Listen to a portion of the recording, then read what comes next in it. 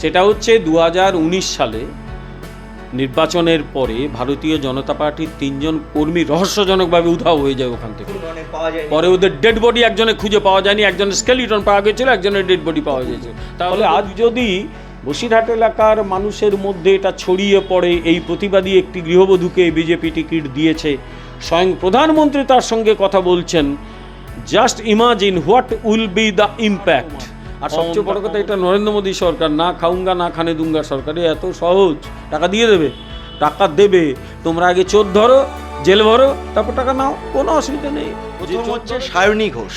শিব ঠাকুরের মাথায় কি পড়াবে সকলে জানে, এরপর কোনো ধর্মপ্রাণ হিন্দু ওকে ভোট দেবে? ওকে নিয়ে কোনো কথা বলা মানে মুখ নষ্ট হওয়া, একদম বিলো স্ট্যান্ডার্ড একটা। এরকমভাবেই ভোট পার্সেন্টেজ ভাগ হয়ে যায় বিজেপি এবং টিএমসির মধ্যে, তাহলে বাম এবং কংগ্রেসের অস্তিত্ব সংকট তারও সাংঘাতিকভাবে দাঁড়াবে। মানে তাদের তো আসন পাওয়ার তো কোনো সম্ভাবনাই নেই, শতাংশের হিসেবেও ভোট পার্সেন্টেজ তো খুবই কমে যাবে, আপনার কথা শুনে যা বোঝা যাচ্ছে। তা সংকট এখন নেই নাকি? হ্যাঁ, মানে আরও বাড়বে সংকট, আর বাড়ার কিছু নেই, একদম ফাঁকা হয়ে গেছে। আচ্ছা, একটা দল যদি গত বিধানসভা নির্বাচনে বা তার আগে কংগ্রেস কত আসন ভোট পেয়েছে? একমাত্র 2টো আসনে বেশি ভোট পেয়ে গেছিলো বলে ভোট পার্সেন্ট এই হলো, তা নইলে 1% হয়ে যেত। বহরমপুর এবং মালদার একটা আসন, ডালুমিয়া এবং অধীর রঞ্জন চৌধুরী, তা নইলে কী হতো? ডালুমিয়াও জিতেছিল 8,500 ভোটে, লোকসভায় 8,500 ভোটে জেতা বলে। ফলে কংগ্রেসের ভোট কমতে কমতে গত বিধানসভা নির্বাচনে এসে 3%-এর নিচে নেমে গেছে, আর সিপিএমের ভোট 5%-এর নিচে নেমে গেছে। ওরা একটা দেখায় আমরা পঞ্চায়েতে বাড়িয়েছি, আরে পঞ্চায়েত তৃণমূল ওদের বাড়িয়ে দিয়েছে, পঞ্চায়েত তৃণমূল ওদের দিয়ে দিয়েছে, স্পেস দিয়ে দিয়েছে। এবার লোকসভা নির্বাচনেও বিভিন্ন জায়গায় তৃণমূলের লোকজন দেওয়াল ছেড়ে দিচ্ছে সিপিএমকে, বলছে লেখো আমরা আছি, তারা করে দিচ্ছে, আর বিজেপির কেউ লিখতে গেলেই মারধর করে। ফলে এই অবস্থা দাঁড়িয়েছে আজকাল। আমি একটা কথা বলি পরিষ্কার, সেটা হচ্ছে এই মুহূর্তে পশ্চিমবাংলার রাজনীতি কিন্তু পোলারাইজড, বিজেপি ভার্সাস আদার্স। সেইটা বিজেপি ঠিকমতো কাজে লাগাতে পারলে আই থিঙ্ক অত্যন্ত চমকপ্রদ রেজাল্ট হয়ে যেতে পারে। এবং কংগ্রেস এবং সিপিএমের অবস্থা খুব খারাপ। এবারে লড়াই করার জায়গায় একজনই রয়েছেন, মালদাতেও নেই উনি, যিনি কংগ্রেসের প্রার্থী, তিনিও লড়াই করতে পারবেন না। একজনই লড়াই করার জায়গায় আছেন, অধীর রঞ্জন চৌধুরী, কারণ তিনি অধীর রঞ্জন চৌধুরী। আমি তার রাজনীতি বহুক্ষেত্রে যে পছন্দ করি তা নয়, তার রাজনীতি কথাবার্তা আমার তার মধ্যে মোটেই মেধার ছাপ থাকে না, বা খুব যে শিক্ষিত মানুষের ছাপ থাকে তা নয়, তিনি সেটা বোধহয় কেয়ারও করেন না, তিনি একজন গ্রাউন্ড লেভেলের ওয়ার্কার। কিন্তু আমি তাকে শ্রদ্ধা করি একটা কারণে, একজন পলিটিক্যাল লিডার। অধীর চৌধুরী সম্বন্ধে আপনার কি মনে হয়? উনি কি মুর্শিদাবাদের নেতা হয়ে থেকে গেলেন, রাজ্যের নেতা হতে পারলেন না? সেটা সম্ভবও ছিল না, এটা একটু থিওরিটিক্যাল আলোচনা করতে হয়। আমি তো নিজে মেদিনীপুরের মানুষ, আমি কলকাতায় থাকি, চাকরি সূত্রে থাকি, মেদিনীপুরেও আমার বাড়ি আছে ইত্যাদি। কিন্তু না, রাজনীতিতে এক ধরনের এলিটিজম রয়েছে, এলিটবাদ, অর্থাৎ তারা মনে করে তারাই রাখবে, বাকিরা একটু নিচে। ফলে এই এলিটবাদটা, এই পলিটিক্যাল এলিট যারা না, তারা বাইরের লোককে করে ঢুকতে দিতে চায় না। অনেকে ঢুকে যায় না তা নয়, আমি এলিটবাদকে কোনো কালে পাত্তা দিই না। যারা এলিটিজম দেখায় আমি দেখি সেই লোকগুলো অত্যন্ত লো লেভেলের লোক, তারা আমার হয়তো কাছে নেই, কিন্তু তারা বড় বড় কথা বলে, ওই জন্য আমি অত ইয়েও করি না। কিন্তু কখনো কখনো মনে হয় যে আমরা যতটুকু যা প্রাপ্য পেতে পারতাম সব কি পাই? আমরা গ্রামের মানুষজন যারা এসে কলকাতায় করি, পাই না অনেক সময়, এটা একটা সমস্যা থেকে যায়। এখন অধীর চৌধুরীও সেই এলিটবাদেরই শিকার, তিনি সব সময় যে পান সেটা নয়, পেয়েছেন তাও নয়, আবার পেয়েছেনও তো সেটা কাজে লাগাতে না পারলে ব্যর্থতা তাকে দলের রাজ্য সভাপতি করেছে, তাকে সর্বভারতীয় স্তরে কংগ্রেস তার দলের নেতা করেছে, বিরোধী দলের নেতা হতে পারেননি, কারণ কংগ্রেস 55টা আসন পায়নি, 53তে আটকে গেছে, কিন্তু তারপরেও তাকে যথেষ্ট সম্মান দেওয়া হয়েছে, সেটা উনি ব্যর্থ হয়েছেন। তবে আমি প্যারেটোর এলিটবাদে কিছুটা বিশ্বাস করি যে রাজনীতি এলিটদের জায়গা, সেই এলিটদের শাসন ভাঙতে গেলে প্রবল তৈরি করতে হয়, চাপ তৈরি করতে হয়, সেই রকম ব্যক্তিত্ব লাগে, সেরকম শিক্ষা দীক্ষা বা সেই রকম চেতনা লাগে। অধীর চৌধুরী সেগুলো কোথাও একটা ল্যাক করেন হয়তো, যে কারণে উনি পারেননি। কিন্তু আমি আবার বলছি, Adhir Chowdhury as a political leader, এটা আমি একজন রাজনৈতিক বিশ্লেষক হিসেবে বলছি, বিজেপির কোনো কর্মী হিসেবে বলছি না। Adhir Chowdhury as a political leader বা পলিটিক্যাল ওয়ার্কার, তিনি কিন্তু যথেষ্ট একজন ভালো পলিটিক্যাল ওয়ার্কার, রাজনীতিটা বোঝেন, রাজনীতির মুর্শিদাবাদের মাটিটাকে চেনেন। কিন্তু দুর্ভাগ্যবশত এই যে প্রশ্নটা করেছিলেন, উনি মুর্শিদাবাদেরই নেতা রয়ে গেলেন, পশ্চিমবাংলার নেতাও হতে পারলেন না, দিল্লির নেতা তো দূরের কথা। স্যার, এইবার পশ্চিমবঙ্গ ভোটে সন্দেশখালি কত বড় ইস্যু হবে বলে মনে হয়? কারণ যে নারকীয় ঘটনার কথা আমাদের সামনে এসেছে, এবং যার ফলে গ্রামের সমস্ত মানুষ সমস্ত মায়েরা বলতে গেলে যেভাবে প্রতিবাদে নেমেছেন, এইখানে যে মুখটা বাঁচলেন বিজেপির কেন্দ্রীয় নেতৃত্ব, মূলত প্রধানমন্ত্রী নরেন্দ্র মোদী, যার সাথে ফোনে কথা বললেন, রেখা পাত্র, আপনার কি মনে হয় এখানে আরেকটু স্ট্রং ক্যান্ডিডেট দেওয়া উচিত ছিল, নাকি এটাই বেস্ট ক্যান্ডিডেট? আর সন্দেশখালী কত বড় ইস্যু হতে চলেছে এবার পশ্চিমবঙ্গের ভোটে? রেখাপাত্র স্ট্রঙ্গার নয়, স্ট্রংগেস্ট ক্যান্ডিডেট।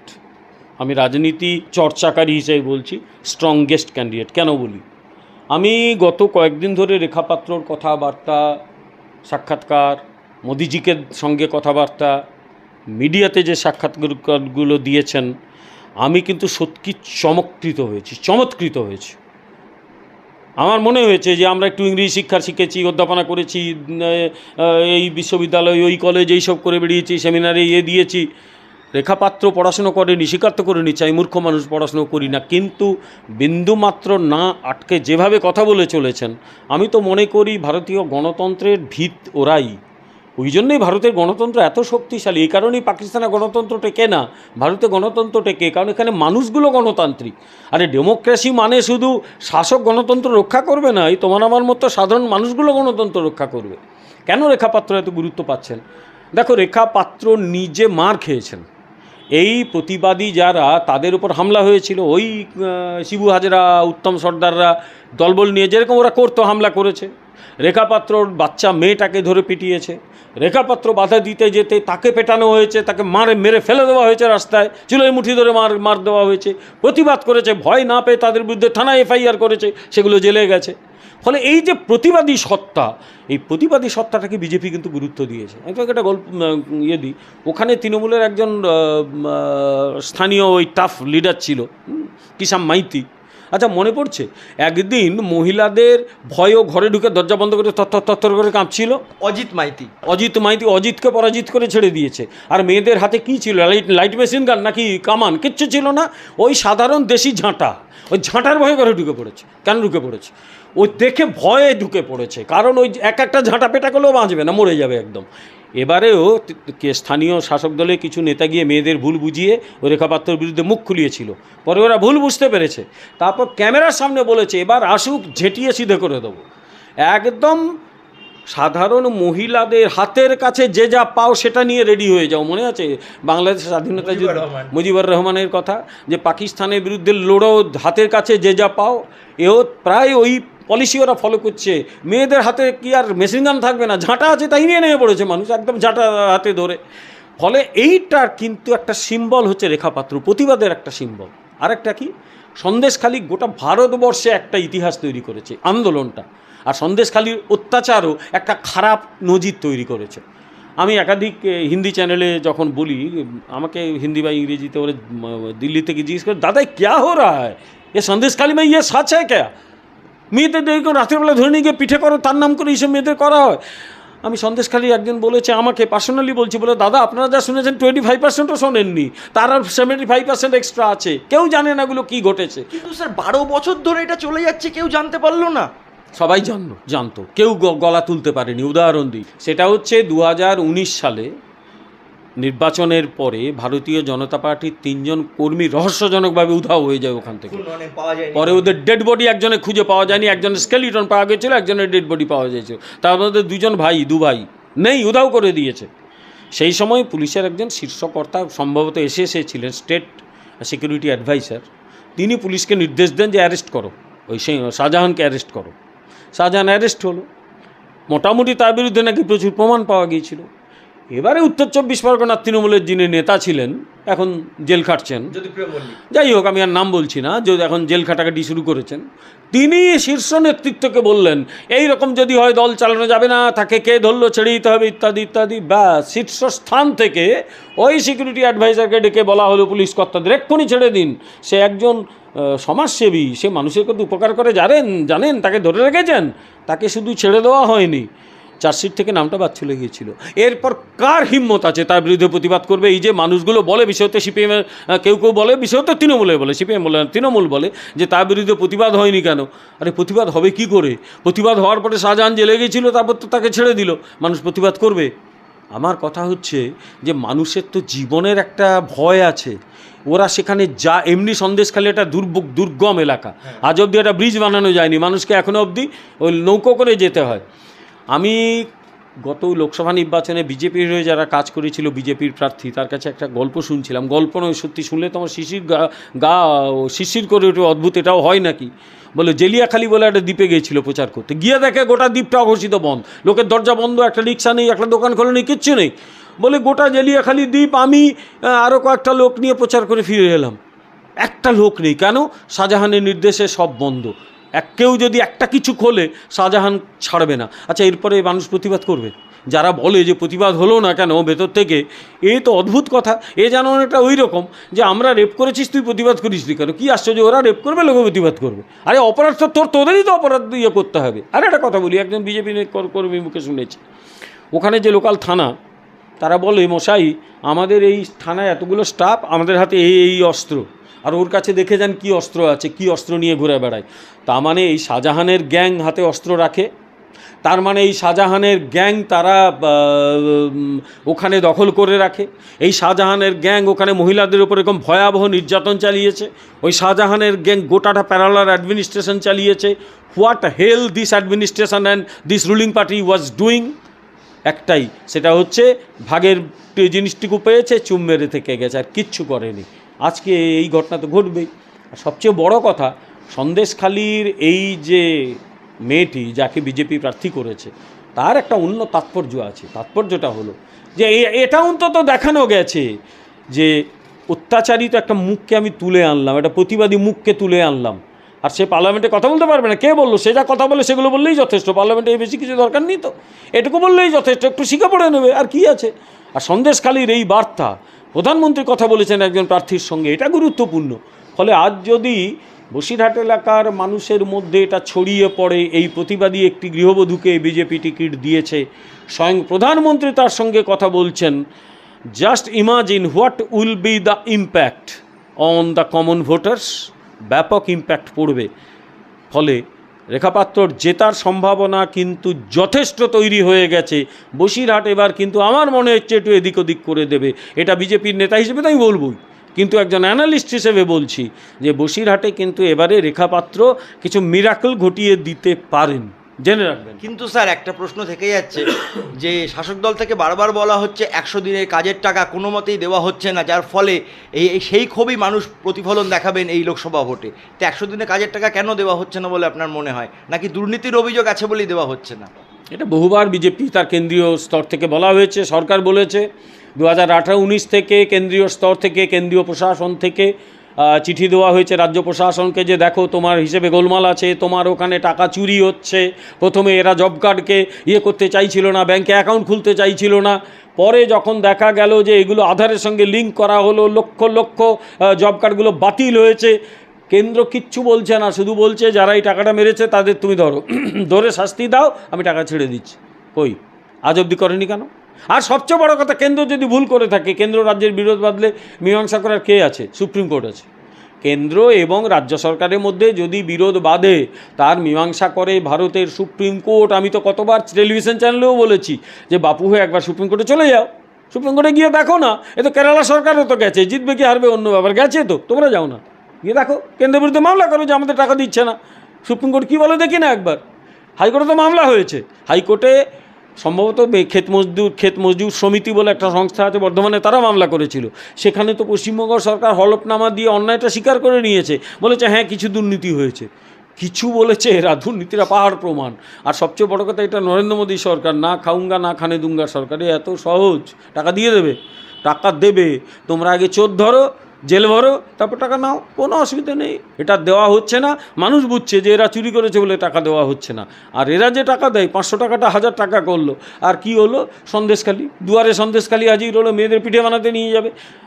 মেয়েরা যাবে না, বাংলার মেয়েদের যে সম্মানবোধ সেটা যথেষ্টই। এবার এই দলকে দেখিয়ে দেবে কি করতে হয়। কিছু প্রার্থীর নাম বলছি, এদের সম্পর্কে আপনার অভিমত কী?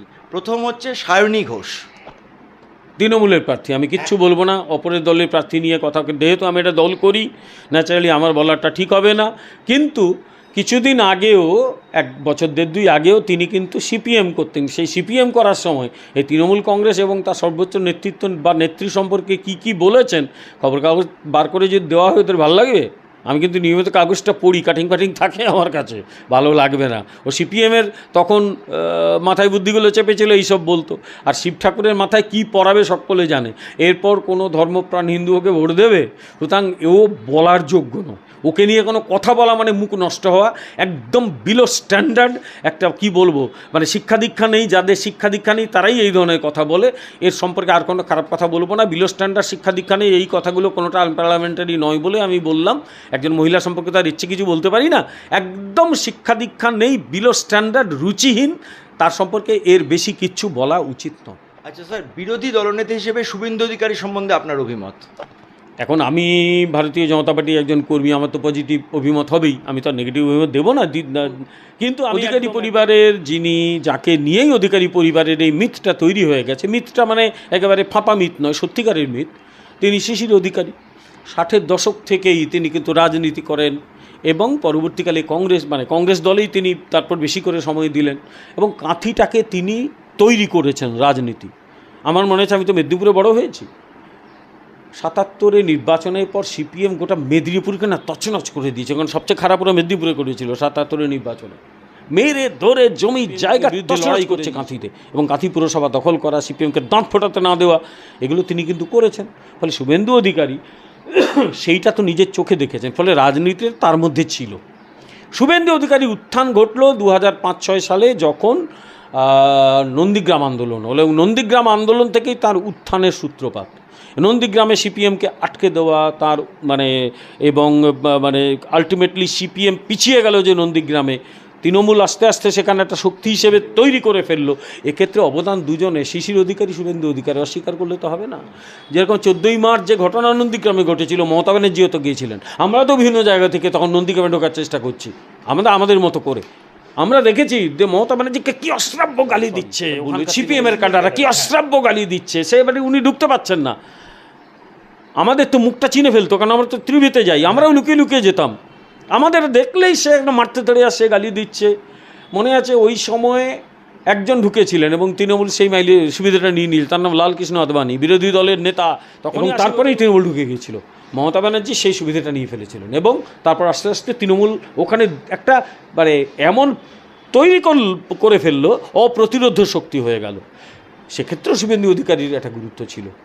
2021 সালের পরে আমি পিছিয়ে আসি, একটু ফ্ল্যাশব্যাক করি। 2021 সালে তৃণমূলের কাছে বিজেপি হেরে গেল, হারতেই পারে, নির্বাচনে তো হার জিত আছেই। কিন্তু তারপর কি ঘটলো পশ্চিমবাংলায়? প্রায় 60টার মতো বিজেপি কর্মী খুন হয়ে গিয়েছিল। আমি নিজে প্রার্থী ছিলাম, আমি জানি। রাত 9টা-10টা থেকে একের পর এক ফোন, স্যার শেষ করে দিল আমাদের ঘর বাড়ি তছনছ করছে, মারছে, ধরছে, বোম মারছে, স্যার বাঁচান। একটি মেয়ে এই দমদম স্টেশনে লুকিয়ে বসেছিল সারা রাত, বলছে স্যার আমি বেরোলে আমার ক্ষতি হয়ে যাবে, আমাকে বাঁচান আপনি। আমি মাঝরাতে বেরিয়েছি, আমার বাড়ির লোকজন রাগারাগি করছে, তোমাকে পেলে খুন করে দেবে ওরা। আমার ছাড়ো তো কী করবে, একটা মেয়ে যদি ক্ষতি হয়ে যায়। যা ছিল নিয়ে গিয়ে বলছি তুমি চলে যাও, একজনকে ডেকে তাকে মোটরসাইকেলে পাঠিয়ে দিয়েছি, অন্য জায়গায়, সেফ জায়গায় পাঠিয়ে দিয়েছি। আমি তো নিজের চোখে দেখেছি এগুলো। এবং সেই সময় আমরা বহুত সমস্যার পরেও লড়াইটা করেছি, ব্যাপক লড়াই করেছি। যেহেতু শুভেন্দু অধিকারী তার যে পলিটিক্যাল ইয়েটা রয়েছে, তিনি সেই লড়াইটাকে একটা জায়গায় নিয়ে চলে গেছেন।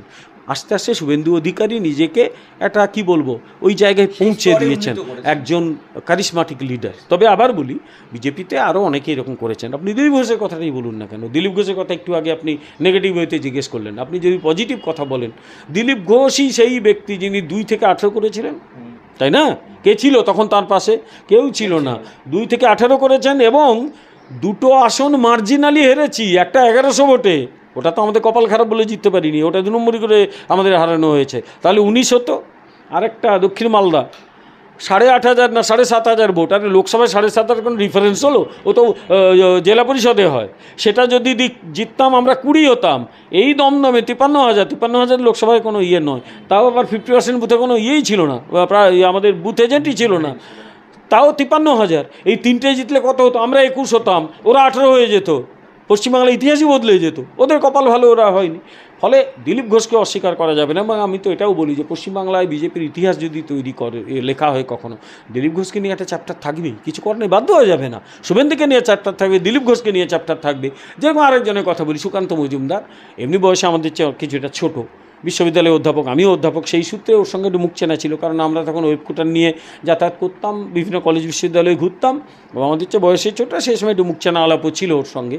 পরবর্তীকালে যখন জিতে গেল আমাদের বালুরঘাটে, তারপর আলাপটা আরও ভালো করে হলো।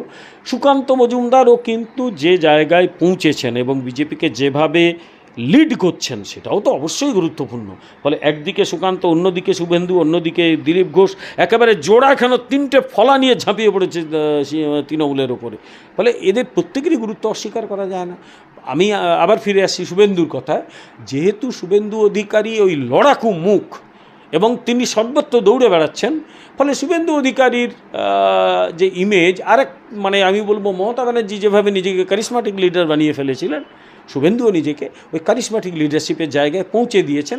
এটা অবশ্যই শুভেন্দুর কৃতিত্ব। যেরকম নিজের মতো করে খুবই সাধারণ অবস্থাতে দিলীপ ঘোষ যে জায়গায় পৌঁছেছেন তার কৃতিত্ব, সংঘ করা সুকান্ত মজুমদার যে জায়গায় পৌঁছেছেন তার কৃতিত্ব, এরা প্রত্যেকে নিজের কৃতিত্ব একটা জায়গায় পৌঁছেছেন, অস্বীকার করার উপায় নেই।